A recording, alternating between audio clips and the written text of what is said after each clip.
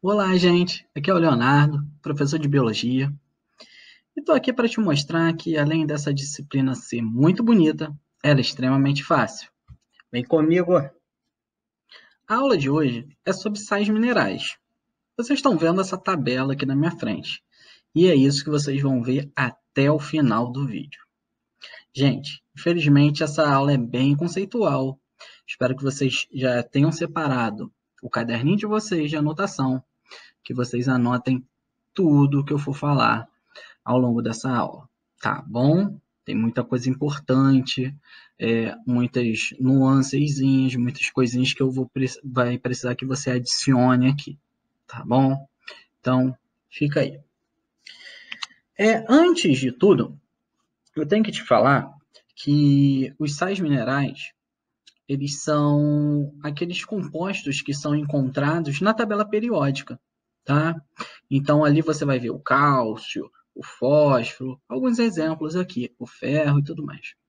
Mas essas estruturas, né, essas substâncias, elas não são encontradas na sua forma bruta, né? Nós vamos falar sobre essas estruturas no interior do nosso corpo. O que que ela causa, qual é a função, o que que ela pode causar de bom e o que ela pode causar de mal, tá bom? E lá dentro do nosso corpo, essas substâncias elas não são encontradas de forma bruta. Elas são encontradas como íons. Íons existem dois, ou são os cátions ou os ânions. Os íons positivos, cátions, e os íons negativos, ânions, tá bom? Por exemplo, aqui nós temos o exemplo do cálcio. O cálcio ele é um íon cátion, cálcio mais 2. Então, aqui tem o sinalzinho de mais com 2 unidades. Tá? O sódio é Na+, o cloro é Cl-, e por aí vai. K+, tá bom? Prosseguindo. O primeiro íon aqui, o primeiro sal mineral que nós vamos falar é sobre o cálcio. E é muito importante para a gente. Primeira coisinha, para que o cálcio serve no nosso corpo? O cálcio ele é um constituinte de alguns órgãos do nosso corpo. Por exemplo, o cálcio ele constitui os dentes e constitui os ossos. Ele é o principal constituinte tanto dos dentes como dos ossos. Então, eles são utilizados, essa substância é utilizada para compor, né, o osso e compor o dente, tá? Então, sem ela, obviamente, nós não poderíamos ter nem osso e nem dente. Então, por exemplo, se você tiver uma dieta sem o consumo de cálcio, vai ter fraqueza no dente. Seu dente ele vai estar fraco, ele vai ficar fraco, beleza? Continuando nessa mesma pegada, se você não consumir cálcio, lá no osso, a resposta vai ser uma doença que é chamada de osteoporose. Então, nada mais é do que o osso poroso. Está faltando cálcio para compor a matriz óssea e, por essa razão, esse osso ele vai ficar fragilizado. Tá?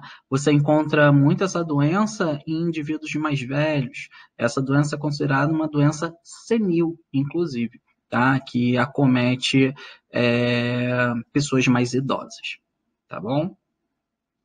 Professor, beleza, você falou a função, né, e a ausência, o que que pode causar, né, no nosso corpo.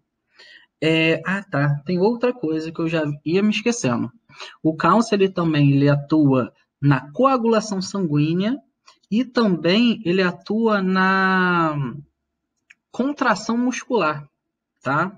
Então, é só por causa da presença do cálcio lá na célula muscular que pode ocorrer a contração muscular, tá? Ele tem função na contração muscular, beleza? Quais são os alimentos que nós podemos obter esse sal mineral?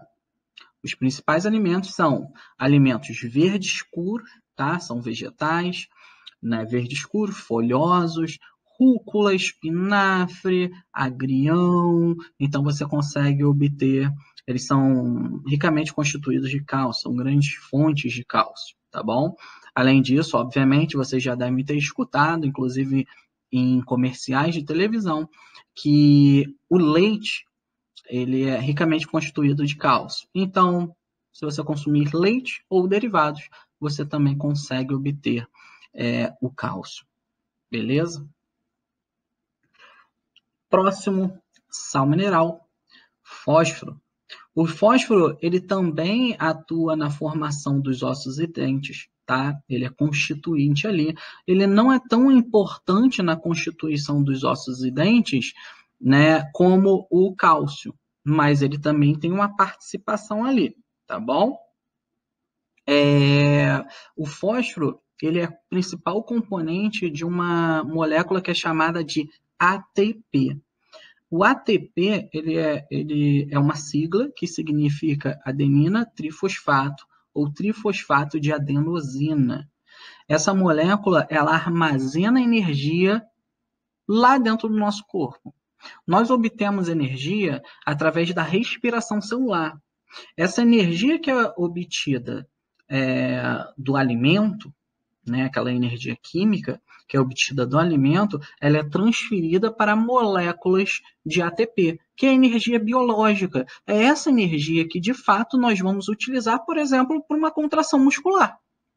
Então, você fala, eu gasto muita energia para contrair, né, para fazer aquele exercício que contrai a musculatura e tudo mais. De que energia nós estamos falando? De ATP. Então, você gasta ATP, tá? Que é a energia biológica, beleza? E quem é o principal constituinte do ATP?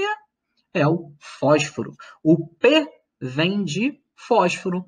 O T, nesse caso, vem de 3 fósforos, tá bom? Então, é uma molécula constituída de 3 fósforos. Beleza?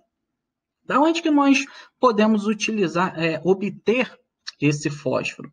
De carnes, principalmente de carnes, no geral. São elas. As carnes bovinas, aves, peixes, ovos também são ricamente constituídos de fósforo, laticínios, feijões e ervilhas, algumas leguminosas, tá bom? Próximo componente aqui, próximo sal mineral. Sódio. O símbolo dele químico é o Na, tá bom? O sódio ele é o principal atuante na osmorregulação, ou seja, no fluxo hídrico, no fluxo de água que ocorre dentro do seu corpo.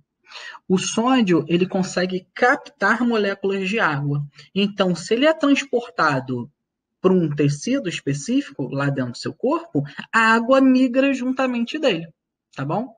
Então, se tem muito sódio dentro do seu sangue, isso pode ser ruim, porque pode causar uma elevação na pressão sanguínea. Então, você consegue perceber que dependendo da concentração de íons, né, nessas regiões, você aumenta a pressão devido ao transporte de água juntamente, à absorção de água, né, por esses sais, beleza? E o mais importante de todos, no fluxo hídrico dentro do seu corpo, é o sódio, tá? Além disso, o sódio ele atua no impulso nervoso, porque ele é o principal constituinte de uma bomba que é chamada de bomba de sódio e potássio, tá? Nessa bomba ocorre a saída de 3 sódios, né, de uma célula, e a entrada nessa bomba mesmo de 2 potássios. Então você consegue perceber que a célula ela libera 3 partículas positivas e absorve somente 2 partículas positivas, tá bom? Porque tanto o sódio como o potássio, eles são Na+, ou K+. Beleza? Então, ele libera 3 partículas positivas, contrapartida, ele absorve 2 partículas positivas. Então, ele está ficando menos positivo que o meio. E isso faz com que ocorra a propagação do impulso nervoso. Então, é mais ou menos dessa forma, é um pouco mais complexo do que isso, tá? Mas é mais ou menos dessa forma que ocorre o impulso nervoso. Então, é a participação desses dois íons, desses dois sais minerais, tanto o sódio como o potássio. Então, obviamente, vocês vão ver que quando eu falar de potássio, eu vou falar novamente disso, tá? De onde que você pode obter o sódio? Você pode obter o sódio principalmente no sal de cozinha. A constituição do sal de cozinha é NaCl, ou seja, Na de sódio, Cl de cloro. Então, você pode obter tanto sódio como cloro do sal de cozinha. E também você consegue obter o sódio no alimento que você consome. Então, o alimento ele é ricamente constituído de sódio, você consegue absorver esse íon tão importante, né, se alimentando. Beleza? Próximo item aqui, cloro. Obviamente, a fonte você já sabe, que eu já dei o bizu ali anteriormente, agora mesmo, né? Então, você consegue obter o cloro no sal de cozinha também, beleza? E o cloro, ele é o principal constituinte do ácido clorídrico, né, que fica lá dentro do nosso estômago. Então, o ácido estomacal, na verdade, ele é chamado de ácido clorídrico, que nada mais é do que HCl, beleza? Ele tem uma importante função que é de proteção do nosso organismo, tá? Então, algum agente patológico, né, que possa te causar alguma doença, se ele entrar por via digestória no seu corpo, se ele entra e passa pelo seu estômago, ele vai encontrar uma região ali extremamente ácida e ele pode morrer, tá? Quando ele encontra essa região ácida. Beleza? Ele é corroído e morre, tá? Então, por isso que ele atua, né? O HCl, né? O cloro, ele atua no sistema de defesa do nosso corpo, tá? Acabou o cloro. Próxima, potássio, simbolizado com K. K+, que é o íon, tá? O potássio, vamos ler aqui, ele age com o sódio no equilíbrio de líquidos. Assim como o sódio, ele está ali na bomba de sódio e potássio, atuando no balanço hídrico do nosso corpo e também na propagação do impulso nervoso, tá bom? Onde que você pode obter o potássio? Principalmente de frutas e verduras, tá? Então, ter uma alimentação saudável ajuda na manutenção do potássio do seu corpo, beleza? Além disso, você também consegue obter de algumas leguminosas, como feijão, lentilhas e tudo mais, leites e cereais, tá? O próximo é o magnésio. Ele tem um símbolo químico Mg. O magnésio ele é importante porque ele atua ali juntamente de enzimas e vitaminas nos processos metabólicos dentro do nosso corpo, tá bom? Além disso, ele atua na formação dos ossos, sim, ele também é componente dos ossos, tá? E ele ajuda no bom funcionamento ali dos nervos, né, e da musculatura, beleza? Onde que nós podemos obter o magnésio? Principalmente de hortaliças verdes, também verdes escuras, tá? Cereais, peixes, carnes, ovos, feijões, né? Soja e banana, beleza? Próximo sal mineral, é o ferro, tá? Gente, agora muita atenção, que nós vamos passar pelos 3 mais importantes juntamente do cálcio, tá? São os que mais caem em provas de vestibular, então vamos ter mais atenção e eu vou ficar um tempo maior em cada item desse daqui para frente, tá bom? Ferro. O ferro é o principal constituinte da hemoglobina. Sabe a hemoglobina?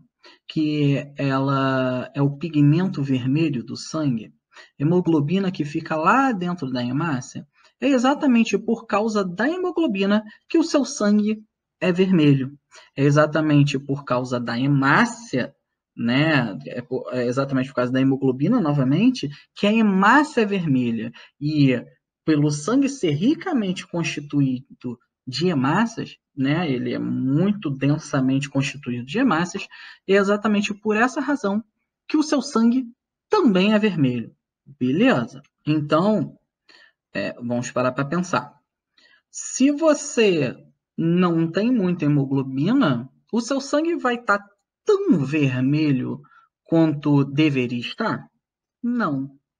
Aí que tá, aí que é um dos sintomas de uma doença que é causada pela falta de hemoglobina.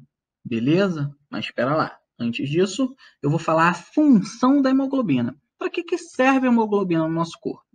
A hemoglobina é transportada pelas hemácias e ela se liga aos gases respiratórios, tá? Principalmente o oxigênio. Então, a hemoglobina tem como função se ligar ao oxigênio e carregar o oxigênio pelo seu corpo. Então, você obtém esse oxigênio, né, pela via respiratória, pelo sistema respiratório, chega lá numa estrutura que é chamada de alvéolo pulmonar.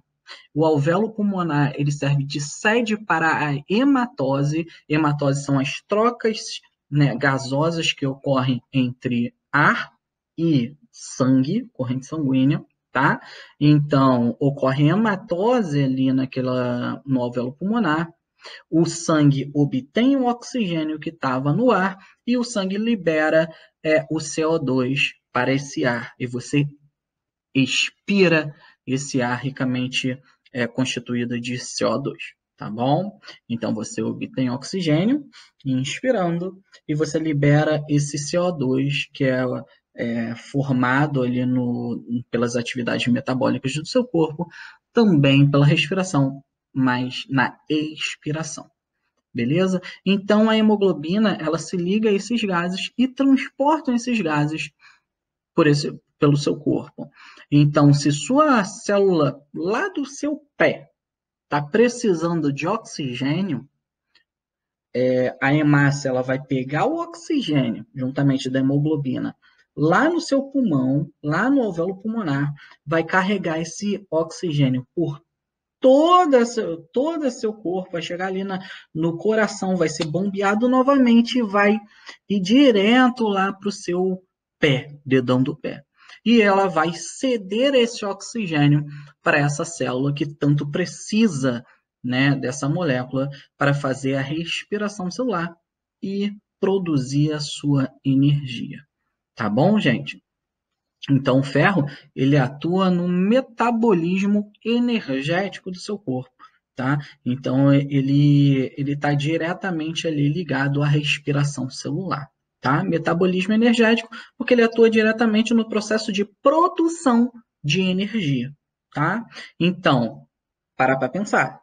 Se você não tem hemoglobina, se você não disponibiliza o tijolinho que vai formar a hemoglobina, que nesse caso é o ferro, obviamente você não vai ter quem carregue o oxigênio.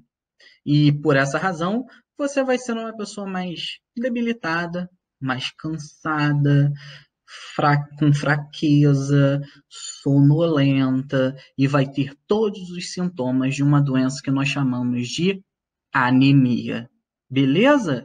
Então, o fato de você estar anêmico pode ser, se liga no que eu estou falando, pode ser por falta do consumo de ferro na sua alimentação, tá bom? Se você chega no seu médico e ele constata que você está com uma anemia, a primeira coisa que ele vai fazer vai ser te dar um medicamento que é a base de ferro. Aí você pega esse medicamento, ele é vermelhinho. Gente, ferro oxidado fica em que cor? Vermelho. A hemoglobina é vermelha. Por causa de quê? Por causa de quem? Por causa exatamente do ferro.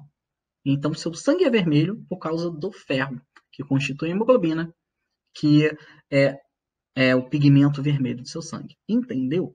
Show de bola? Então, voltando, hoje em dia você tem um medicamento, né, que você bota lá na sua boca, mastiga e vai ter um gosto de ferro. Vai ser como se você estivesse mastigando prego. Sim, por quê? Porque ele é ferro para você obter esse íon, para ele ficar disponível ali no seu organismo, para você conseguir produzir mais hemoglobina. Porque o médico ele pensa que a primeira coisa que o médico ele vai pensar, se você está com anemia, significa dizer que você não está consumindo ferro de uma forma eficiente. Beleza? Tá bom? Existem mais alguns tipos é, de anemia, tá? Essa, por falta de consumo de ferro, ela tem um nome especial que é chamada de anemia ferropriva, ou seja, ela ocorre devido à privação do consumo de ferro. Ferro priva, entendeu? Existe também uma anemia hemorrágica. Anemia hemorrágica é porque você está tendo uma hemorragia, seja ela interna ou externa. Por essa razão, ocorre uma redução na pressão sanguínea e, consequentemente, extravasamento, né, de hemácias. As hemácias estão saindo e essas hemácias que saíram não vão poder carregar o oxigênio. Você vai ter uma anemia hemorrágica. Outro tipo de anemia é uma anemia fisiológica, você já nasce com essa anemia. Nós chamamos de anemia falciforme, que a hemácia ela é bicôncava. O que significa dizer isso? Significa que ela tem uma concavidade em uma das faces e outra concavidade em outra das faces. Então, esse formato da hemácia faz com que ela consiga fluir na sua corrente sanguínea de forma muito eficiente e consiga carregar muita hemoglobina ao mesmo tempo. Entendeu? A anemia falciforme nada mais é do que a hemácia em forma de meia-lua. A hemácia, nesse caso, ela não tem aquele formato bicôncavo. Ela tem um formato de meia-lua. Então, percebe que ela vai ter uma dificuldade em transitar nos seus capilares sanguíneos, ele vai começar a bater em todos os lados, ele vai igual um bumerangue, né? Vai batendo e tudo mais. Então, esse formato não é hidrodinâmico, tá? Então, ele já vai ter uma dificuldade no trânsito ali nos capilares sanguíneos. Além disso, ela consegue carregar menos hemoglobina do que uma hemácia normal. Essa pessoa que tem uma anemia falciforme, no caso, ele tem uma anemia fisiológica, tá? Que não tem cura, infelizmente, tá? Mas tem uma curiosidade aí. Essa anemia falciforme faz com que um indivíduo seja imune à doença que mais mata na história da humanidade, né? Mais mata e mais matou na história da humanidade. Nós estamos falando da malária. A malária ela é transmitida por um vetor. Esse vetor é um mosquito, é chamado de mosquito anófilis. Esse mosquito ele precisa picar uma pessoa infectada por malária para transmitir, então, esse agente infeccioso, né? Que nesse caso é um protozoário, tá bom? Então, o agente infeccioso, o agente que causa doença, né, na pessoa, não é um vírus, não é uma bactéria, e sim é um protozoário. Beleza, rapaziada? Tá? Então, esse protozoário é chamado de plasmódio, tá? Quem quem é uma boa fonte, né, de ferro na alimentação, tá? Principalmente carnes sangrando, carnes que têm muito sangue, né? Principalmente o fígado, carnes bovinas, tá? Então a carne branca ela não tem muita, ela não é considerada uma fonte de ferro porque não tem muito sangue, né? Então você vê ali também gema de ovo, pinhão, algumas leguminosas, né? folhas verde escuro também. Beleza, gente? Próximo item, iodo, que é simbolizado com I maiúsculo. O iodo, assim como o ferro, ele constitui uma substância que nós produzimos lá dentro do nosso corpo.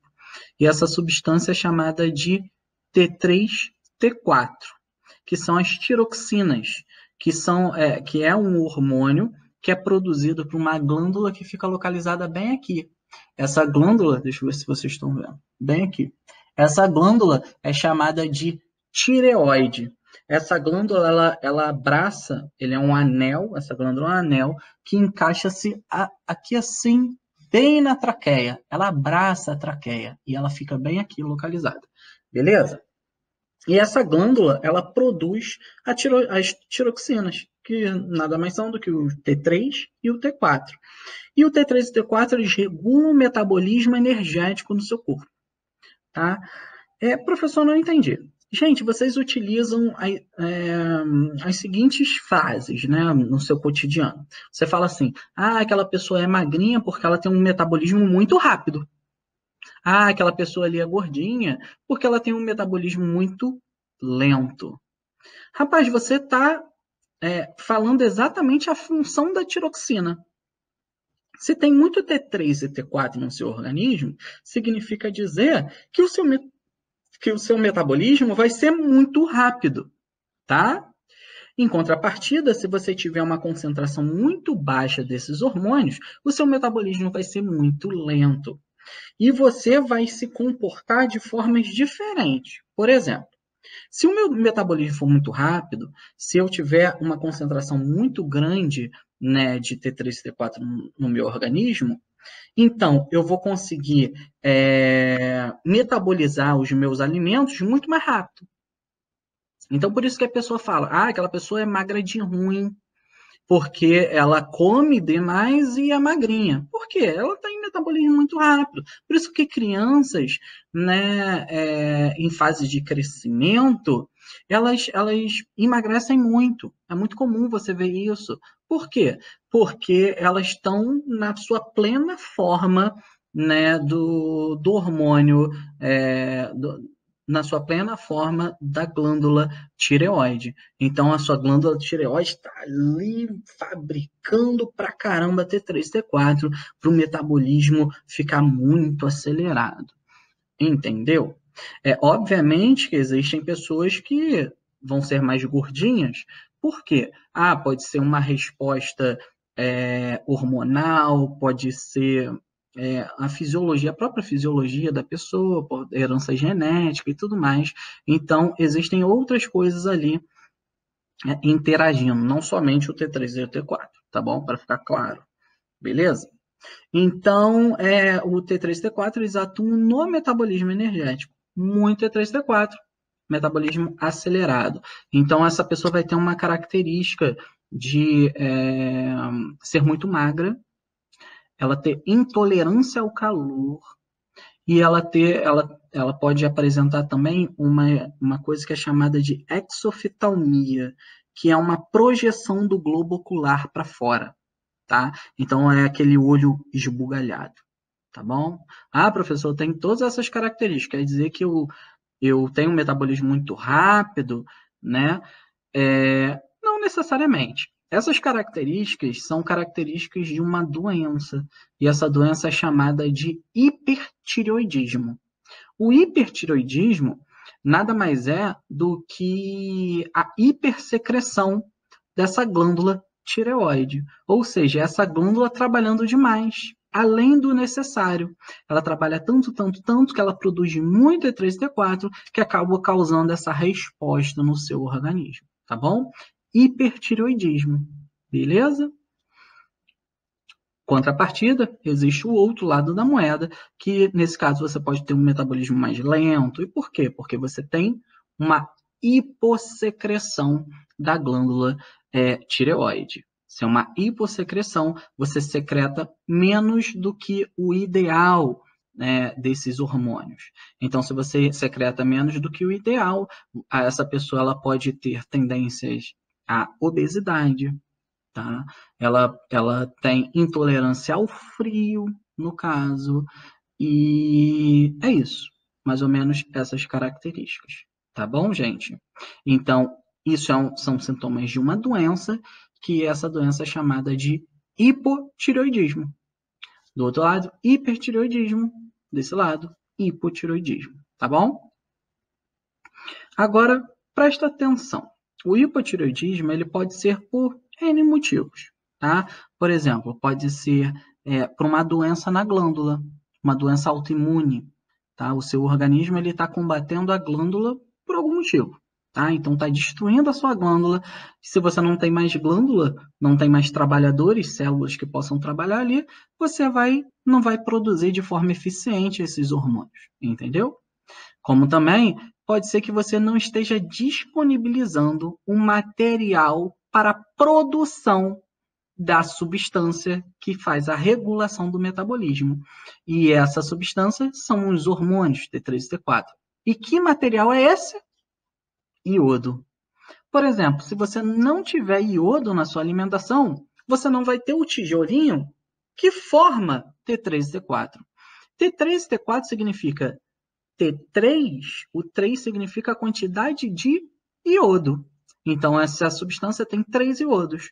No outro lado, o 4 também significa iodo. Então, aquela outra substância possui 4 iodos, no caso. Beleza? Tá? Então, se você não disponibiliza iodo para o seu organismo não vai ter como produzir esses hormônios. Então, a resposta deles são esses sintomas, tá? Em conjunto com uma coisinha. Por exemplo, o que acontece? O seu organismo, ele só percebe que está faltando T3 e T4 lá dentro. Ele não sabe o porquê disso estar acontecendo. Ele só sabe que está faltando hormônio no seu corpo, tá? Aí o que acontece? Como resposta a isso, o seu organismo ele começa a aumentar a fábrica desse hormônio. Quem é a fábrica desse hormônio? A glândula tireoide. Por essa razão, essa glândula começa a inchar, ganhar tamanho, ficar mais robusta, inchada e tudo mais. Então você consegue observar um inchaço no pescoço. Então, se você tiver com o pescoço inchado, são sintomas de um hipotireoidismo com bócio, tá? Então, isso pode ser uma doença mais específica que é chamada de bócio, tá? Só que preste atenção. Como que você obtém o iodo, né, pela alimentação? Através do consumo de frutos do mar. Exatamente isso. Somente frutos do mar. Então, perceba. Se você mora lá em Goiás, lá em Brasília, lá no interior do Brasil, lá dentro do Brasil, tem fronteira ali? Você consegue chegar à praia rapidamente? Não. Você está ali muitos quilômetros de distância da praia. Então, da mesma forma que você não consegue ir à praia, né, se você morar nesse lugar, vai ser muito difícil do transporte de frutos do mar para essa região. Você precisa condicionar esses frutos do mar, você precisa ter todo um aparato, né, um frigorífero, né, você precisa de um caminhão específico, né, para carregar esses frutos frescos num horário que vai ser de noite para ter uma menor incidência luminosa, né, para reduzir a temperatura ali. Então tem todo um processo. Se hoje em dia ainda é difícil, de transportar, não é mais, né? Tá? Então lá em Brasília você consegue obter frutos no mar muito facilmente, tá? Congelados, né? Você consegue. Mas pensa nisso na década de 70, por exemplo. Tá? Tinha a mesma tecnologia que tem hoje em dia? Não tinha a mesma tecnologia. Então era mais difícil você transportar frutos do mar para lá? Sim, muito mais difícil. Então, por essa razão, né, o, o governo ele determinou uma coisa, que é o seguinte: pega o alimento que é muito fácil de transportar e adiciona o iodo nesse alimento. Se você adicionar o iodo nesse alimento, então, quando você consumir esse alimento, que é muito fácil de ser transportado, você vai obter o alimento, vai obter o iodo. De que alimento nós estamos falando? De que nós estamos falando? Especificamente do sal de cozinha. Isso mesmo. Então, hoje em dia, se você pegar lá aquele sal, né, de cozinha, a embalagem, você vê lá, sal iodado, exatamente. Ou seja, ali além de NaCl, tem iodo também, para todas as pessoas conseguirem obter esse iodo mais facilmente. E você evitar esse aparecimento dessa doença que é chamada de bócio endêmico, tá bom? Na população. Beleza, gente? Então, para evitar essa doença, o iodo está presente hoje em dia no sal de cozinha, tá? Agora vamos para o último e não menos importante, que é o flúor, beleza? O flúor ele é simbolizado com o Fzão maiúsculo, tá bom? O flúor ele é constituinte do esmalte do dente. Sabe aquela região reflexiva do dente, aquela membrana do dente que é reflexiva, né, que brilha. O dente ele brilha exatamente porque ali tem um esmalte. É como se fosse um esmalte na unha, tá? Ele tem a mesma função, que é proteção dos dentes. Sem esse esmalte, você pode adquirir cárie muito mais facilmente, tá bom? Cáries são organismos que danificam ali o dente e começam a residir, morar ali naquele dente. Tá? Então, se você tem uma membrana de proteção, vai ser mais difícil daqueles organismos quebrarem ali o dente e começarem a se inserir no dente. Então, quem é que faz isso? Quem faz o esmalte do dente? O flúor. E como é que você obtém o flúor? Através de água fluorada, também de creme dental, tá bom? Existem peixes também que têm flúor e chás, beleza? Mas principalmente da água fluorada. Da mesma forma que o governo estabeleceu de adicionar o iodo ao sal de cozinha, né? Hoje em dia, a água que vem à nossa casa, ela tem adição de flúor, nós chamamos de água fluorada, tá? Então, isso foi feito para que evitasse o aparecimento de cárie na população, para que cárie muitas pessoas fossem acometidas por esse problema. Porque cárie, gente, é muito perigoso. Não sei se vocês sabem, uma infecção ali no dente está muito próxima ali da gengiva, que é uma região muito vascularizada. E se essa infecção, por acaso, for para a gengiva, da gengiva muito facilmente ele cai na corrente sanguínea, pode causar uma infecção no sangue. Você pode morrer por causa de cárie, por causa de uma falta de higiene pessoal ali na boca. Entendeu, gente? Então, por isso que foi imposto também para ser adicionado flúor na água. Tá? Aí, assim, dessa forma, todas as pessoas teriam contato com essa substância para poder, para poder obter essa substância de forma metabólica e adicioná-la ali no esmalte do dente. Beleza, gente? Por hoje é só. Espero que vocês tenham entendido. Espero que vocês tenham gostado. Um beijo, um queijo. Não esqueçam de dar aquele joinha no canal, beleza? Tchau, tchau, gente.